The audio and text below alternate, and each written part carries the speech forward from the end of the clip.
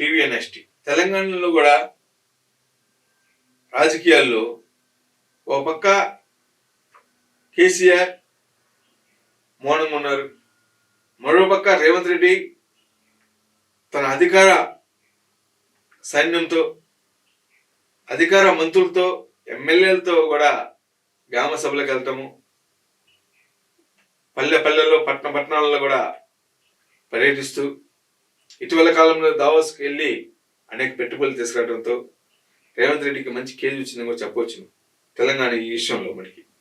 కానీ కేటీఆర్, హరీష్ రావు కూడా రేవంత్ రెడ్డి తప్పుడు వాగ్దానాలు ఇచ్చారు, ఆ తప్పుడు వాగ్దానాల అధికారం రావడం జరిగింది, అవి అమలు చేయాలని కూడా ఒత్తిడి చేయడంతో ప్రజలు కూడా కొన్నిసార్లు కేసీఆర్ వల్లనే మనకి రైతు భరోసా వచ్చింది, కేసీఆర్ వల్లనే మనకి దళిత బంధు వచ్చింది, కేసీఆర్ వల్లనే మనకి ఇంటింటికి నల్లాలు రావడము, మిషన్ భగీరథ కాకతీయాన్ని జీవంతం చేయడంతో పాటు విద్యార్థులకు కావాల్సిన మౌలిక సదుపాయాలు కల్పించడంలోనూ కేసీఆర్ సర్కార్ ఎంత విజయవంతమైంది చెప్పవచ్చును.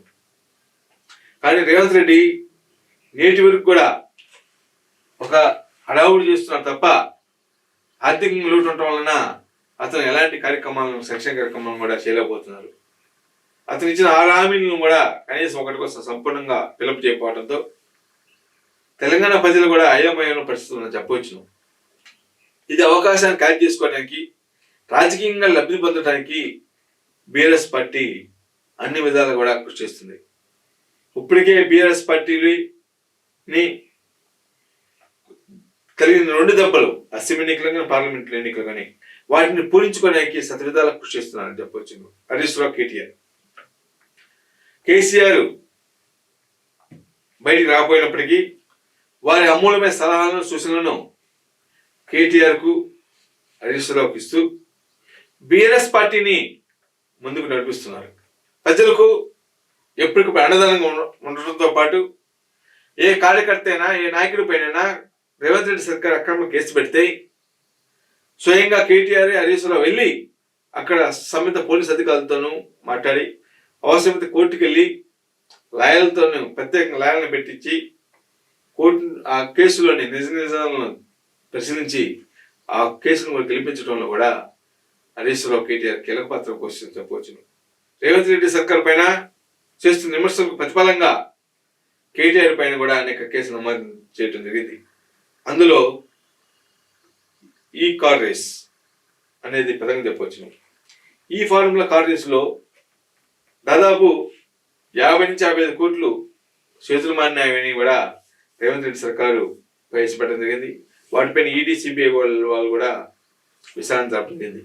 ఈడీ, సిబిఐ వాళ్ళు విచారణ జరపడం వలన ఆ విచారణకు కేటీఆర్ హాజరు కావడంతో వాటిలో ఆ క్వశ్చన్ అన్నిటిని పరిశీలించినట్లయితే కేటీఆర్ చెప్పే వాదనకి 150 కోట్లు పెడితే 550 కోట్లు వచ్చింది చెబుతుంటే, కాంగ్రెస్ పార్టీ సర్కార్ కానీ, రేవంత్ రెడ్డి కానీ, మల్లు బట్టి క్రమానికి కానీ, కోమటిరెడ్డి వెంకటరెడ్డి కానీ ఇలాంటి పద్ధతి ఏం చేస్తున్నారంటే దాదాపు 50 కోట్లు చేతులు మన్నామని, ఆ 50 కోట్లు ఎక్కడికి వెళ్ళి కాల్చాలని కూడా ఈడీ అధికారులకు సూచిస్తున్నారు.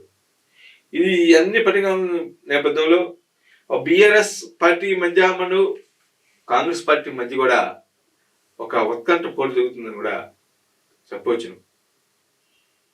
ఏ మాత్రం రేవంత్ రెడ్డి సర్కార్ని ఎలాగైతే తమ ముందంజలో ఉంటామో వాళ్ళు చెప్పుకుంటుంటే వీళ్ళు మాత్రం దొంగ హామీలు ఇచ్చి మీరు గెలిచారని వీళ్ళు చెబుతున్నారు బీఆర్ఎస్ పార్టీలు. ఈ రాజకీయ పరిణామాలు మొత్తంగా చూసినట్లయితే రాజకీయ విశ్లేషకుల ప్రకారం తెలంగాణ రాజకీయాలు కూడా ఒకనాటికి ఇప్పటికి చాలా తేడా వచ్చినాయని, ఇప్పుడంతా కూడా కక్ష రాజకీయాలు మొదలైన తప్ప ప్రజా సంక్షేమ రాజకీయాలు కాదని కూడా రాజకీయ వర్గాలు, రాజకీయ విశ్లేషకులు చెబుతున్నారు. వీటన్నిటి మానుకొని కాంగ్రెస్ పార్టీ ప్రభుత్వం కానీ, ప్రతిపక్ష పార్టీలోని బీఆర్ఎస్ పార్టీ కానీ రైతుల పక్షాన, ప్రజల పక్షాన, పేద పొడుగు బలహీన వర్గాల పక్షాన కృషి చేయాలి తప్ప ఇటు అంతర్గత విమర్శలకు దాడి చేయకుండా, తాబీయకుండా ప్రజల్లో మంచి చేయాలి తప్ప ఇలాంటి అంతర్గత విమర్శల వల్ల తమ ఇమేజ్ కోల్పోవడం జరిగింది తప్ప మరి కాదని కూడా అన్నారు. రేవంత్ రెడ్డి సర్కార్ ఇప్పటికే అధికారంలో దాదాపు 1 సంవత్సరం పూర్తయింది. ఈ సంవత్సర కాలంలో అతను ఎన్నికలు ఇచ్చిన హామీలు ఒక హామీలు తప్ప మిగతా ఏ హామీలు అమలు జరగట్లేదు. ఇది అవకాశం తీసుకుని బీఆర్ఎస్ పార్టీ శ్రేణులు కూడా ప్రభుత్వం పైన ఉంటుంది కాలుతో లెగుస్తున్నవి. కలెక్టరేట్ల వద్ద, ఎంఆర్ఓ ఆఫీసుల వద్ద, గ్రామాల్లో పంచాయతీ కార్యాలయాల వద్ద కూడా బీఆర్ఎస్ పార్టీ శ్రేణులు గ్రామ సభలు అడ్డుకోవడం జరుగుతుంది. అదేవిధంగా ఎన్నికలు ఇచ్చిన డబుల్ బెడ్రూమ్ నియమాలను కూడా బీఆర్ఎస్ పార్టీ ఒత్తిడి పెంచడంతో ఏమి చేయాలో తెలియక ఆయామాలు ఉంది కాంగ్రెస్ పార్టీ సర్కార్ అని చెప్పవచ్చు. ఏది ఏమైనప్పటికీ రేవంత్ రెడ్డి ప్రభుత్వం రాబోయే 4 సంవత్సరాలు ఎలా హామీలు గట్టెక్కిస్తుందో, అదేవిధంగా బీఆర్ఎస్ పార్టీ ప్రజల పక్షాన ఈ 4 సంవత్సరాలు ఎలా పోరాడి కాంగ్రెస్ పార్టీ హామీలను ఎలా అమలు చేసే విధంగా కృషి చేస్తుందో, ప్రజలకు ఏ విధంగా లబ్ధి చేకూరుస్తుందో అంటే మనము కొంతకాలం అది చూడాల్సిందే. అప్పుడు ప్రజలకు ఎలాంటి లబ్ధి చేకూర్చుతుంది అనేది కూడా కాంగ్రెస్ పార్టీ కూడా తెలుస్తుంది. ప్రజలపై ఎంతవరకు పోరాడనేది కూడా బీఆర్ఎస్ పార్టీ తెలుస్తుంది. వీటన్నిటికీ రేపు జరగబో తెలంగాణ రాష్ట్రం జరగబో స్థానిక సంస్థ ఎన్నికలే ఒక ప్రామాణికం చెప్పవచ్చును. ఆ సంస్థల్లో ప్రజలు ఇచ్చే తీర్పే ప్రాధాన్యం కూడా చెప్పవచ్చును. ప్రజలు ఎలాంటి తీర్పిస్తారో మనం వేసి చూడాల్సిందే.